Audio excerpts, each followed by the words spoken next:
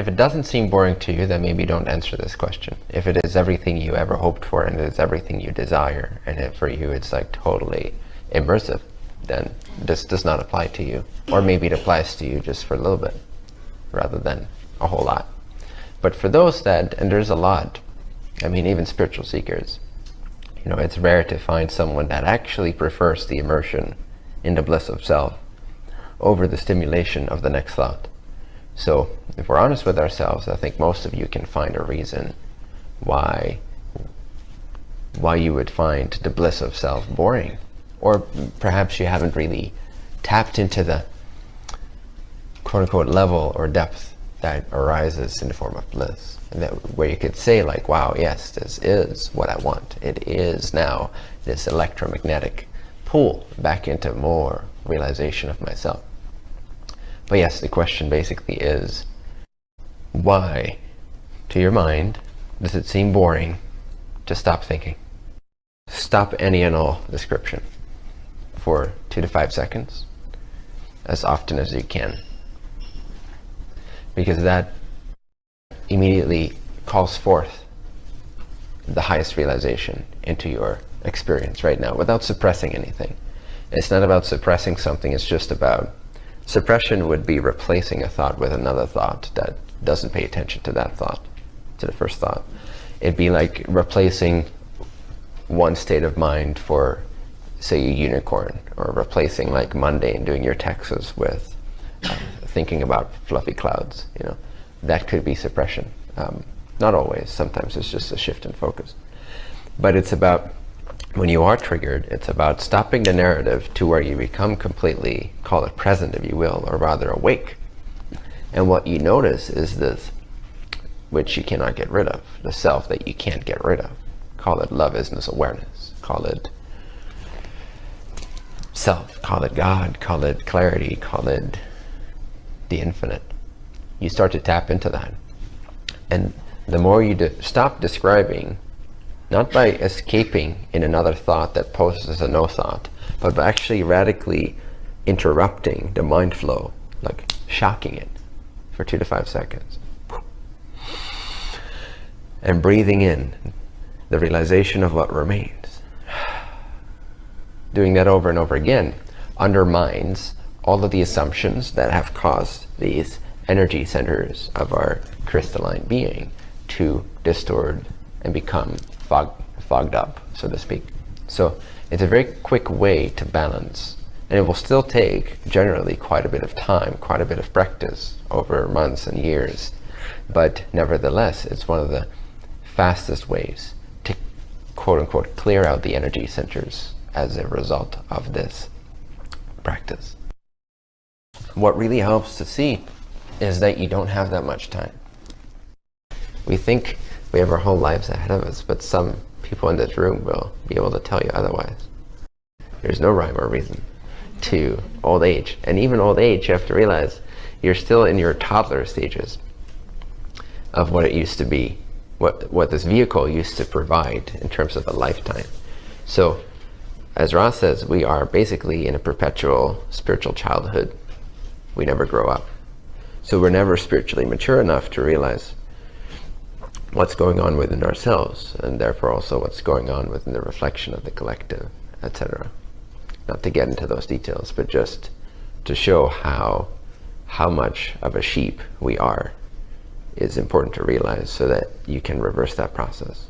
You can transcend that and take matters into your own will and begin a practice that suits you, that is as direct of a method as possible to realize your infinite self. For if you realize your infinite self, it's the fastest way to grow up. And in a way, we are rushed because of the limitations of our lifespan. We are rushed to, and we are asked to be more motivated beyond our years than would be reasonable for this vehicle. And so in a sense, what's asked of you is in some ways unreasonable, which is to be disciplined before your body-mind vehicle is naturally capable of being disciplined. Why chase pleasure if you can chase realization of what you are instead, and open the floodgates of love, bittersweet, infinite perfection. Bittersweet is only at the threshold. When you start to wake up, it's a bittersweet stage. Things are bittersweet because you're letting go that which you held on to, and you're acknowledging both the widespread pain and suffering in the collective, as well as the total non-existence of it at the same time. It's like you're gradually departing from this state that you call being human, which is not true. You're not human. You've never been human. You've never even been a body, so how could you be human? But that is the exploration that begins to unfold. And I promise you, it's much more fun knowing yourself is infinite than it is thinking that you are the body that needs to chase pleasure all the time and avoid pain. It's much more fun. Fun is not the right word, but maybe to the mind that is easily bored, fun sounds like a good thing. Oh, the infinite self is fun. Okay, I'll stop thinking for a bit. Let's find out how fun it is when I stop thinking. Well, it may not be fun at first. It is like digging a hole to find the water, digging for a well of water. There's some dry practice that needs to happen before you reach the wet practice, which is where the gravitational field of source starts to pull you back in. That's when you start to experience, you get closer to the gravitational field of the sun of self, and it starts to pull you in, starts to pull you in, starts to pull you in. And that gravitational field from the self to the runaway portion of the self that you call yourself now is then sensed and felt as peace, bliss, freedom, happiness, passion for that, inspiration, desire. And this will accelerate your maturity, and this will naturally begin to take over the occupancy of the false describing mind, self, to the realer self, shall I say, or you could say real self.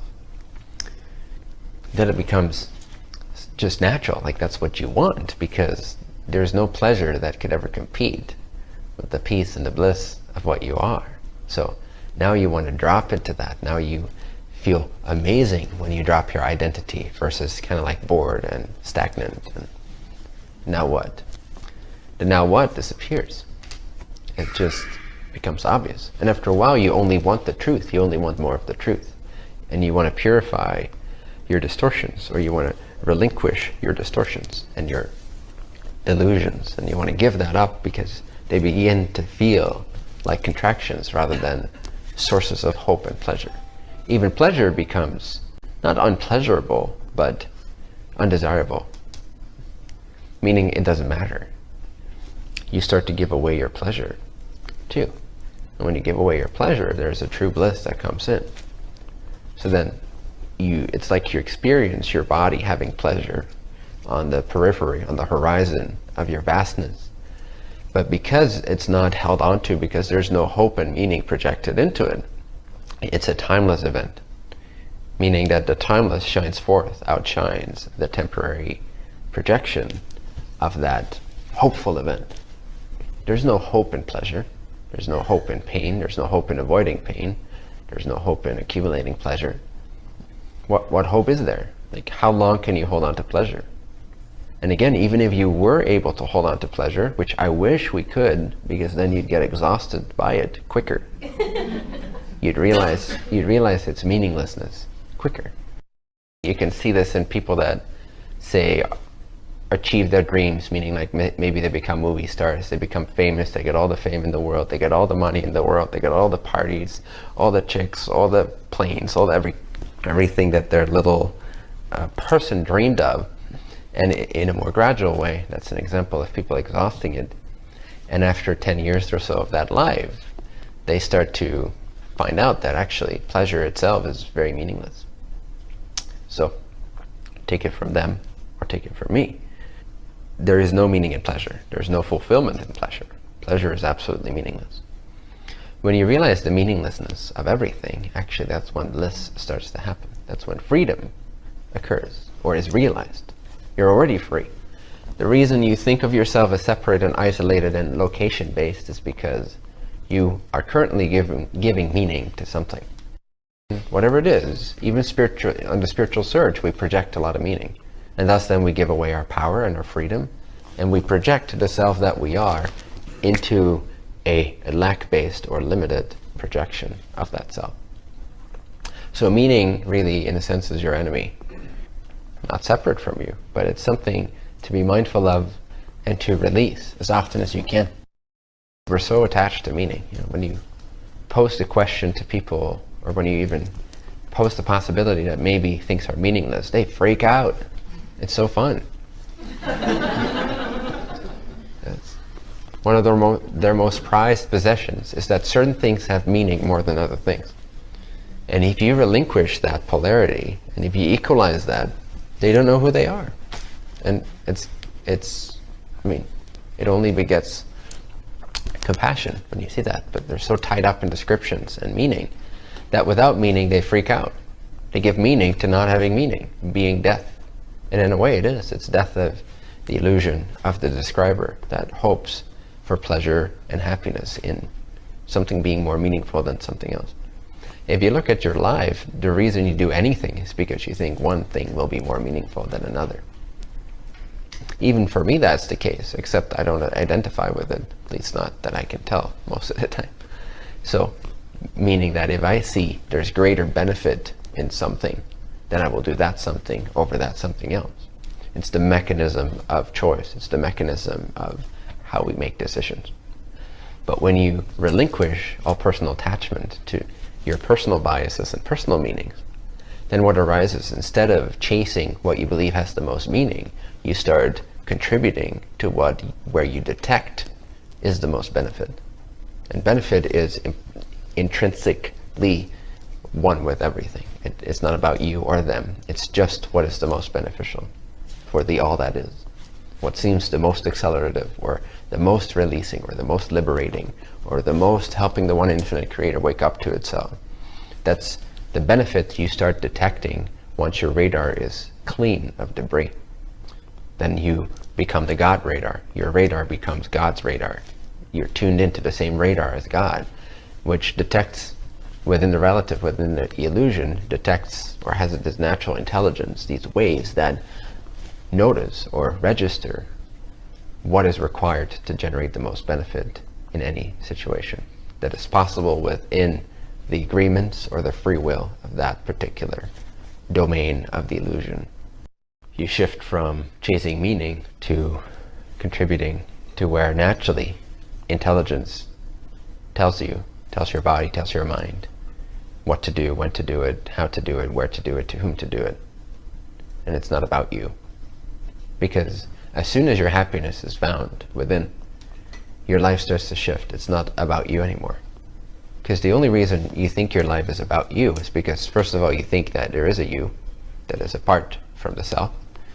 And secondly, because you think there is a you that's apart from the self, you think this self can be attacked by another self. But there is no other self. That only exists when you describe something. Before that, there is only the vastness of love-isness awareness. And before that, there is only the absolute source, from which love-isness awareness was the first, only and final distortion or expression.